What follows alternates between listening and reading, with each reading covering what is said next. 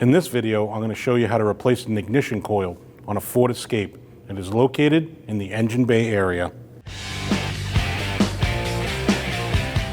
On top of your valve cover are your ignition coils. There are 4 of them. They're held on by 2 8mm bolts and 1 plug.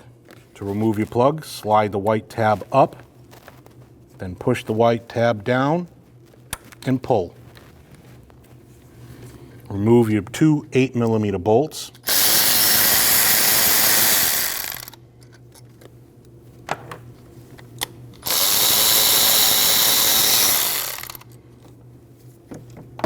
Lift straight up on the ignition coil and out.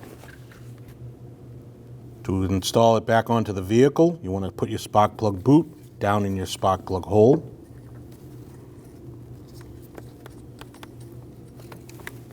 And push down.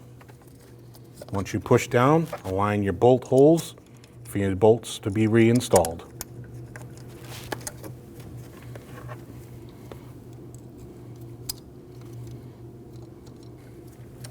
And tighten your bolts.